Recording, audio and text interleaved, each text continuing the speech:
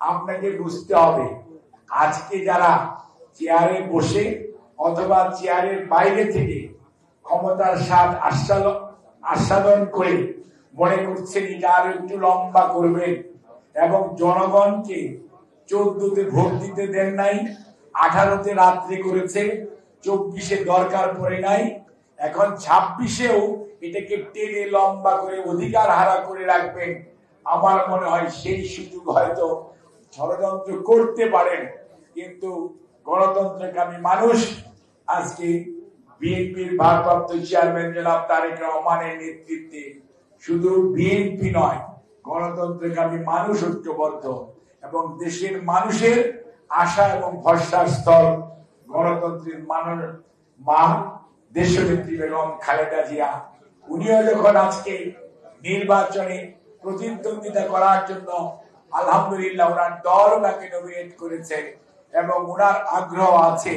কাজেই সেই অবস্থায় দাঁড়িয়ে গণতন্ত্রকে প্রলম্বিত করার ষড়যন্ত্র এদেশের সাধারণ সংখ্যাগরিষ্ঠ মানুষ কোনো অবস্থাতেই গ্রহণ করবে না। কাজেই শ্রমিক ভাইরা মনে রাখবেন, গণতান্ত্রিক পরিবেশ যদি থাকে আপনার আমার দাবি আদায় হবে, আলোচনা হবে ওভার দি টেবিল। আর যদি গণতন্ত্র না থাকে, গণতন্ত্র আপনাদের প্রতিনিধিত্ব সেটা যেভাবেই হোক যদি প্রতিষ্ঠিত না হয় এবং একটি গণতান্ত্রিক পরিবেশ নিশ্চিত না হয়, তাহলে আমাদের কেন আপনাদের কেন দেশের মানুষের আশা আকাঙ্ক্ষার প্রতিফলন ঘটবে না। কাজেই এই অবস্থায় আমাদের এখন সবচেয়ে বড় দরকার সেই 6 নভেম্বর রাত্রে যেমন সিপাহী জনতার ঐক্য হয়েছিল, ঠিক একই ধরনের ঐক্য আজকে আমাদের সকল শ্রেণী পেশার মানুষের দরকার। কারণ আমাদের যারা প্রতিপক্ষ তারা কেউ কেউ স্বাধীনতায় বিশ্বাস করতেন না, কেউ কেউ পিছন দিয়ে ক্ষমতায় যাওয়ার চেষ্টা করেছেন, কিন্তু আপনার দলের প্রতিষ্ঠাতা শহীদ জিয়াউর রহমান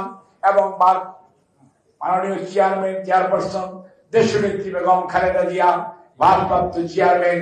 জনাব তারেক রহমান কোন আপোষকামিতায় বিশ্বাস করেন না, কোন ষড়যন্ত্রে বিশ্বাস করে না। বিএনপি জনগণের ভালোবাসায় সিক্ত হয়ে দায়িত্ব প্রাপ্ত হতে চায়। সেই লক্ষ্যেই আমরা এই ঘরে যারা আছি, এর বাইরে যারা আছি, সকল শ্রেণী পেশার মানুষকে 7ই নভেম্বরের যে ঐক্য, যে শিক্ষা, সেই শিক্ষাকে আমাদের ধারণ করতে হবে এবং সেই ঐক্য যদি আমরা ধরে রাখতে পারি,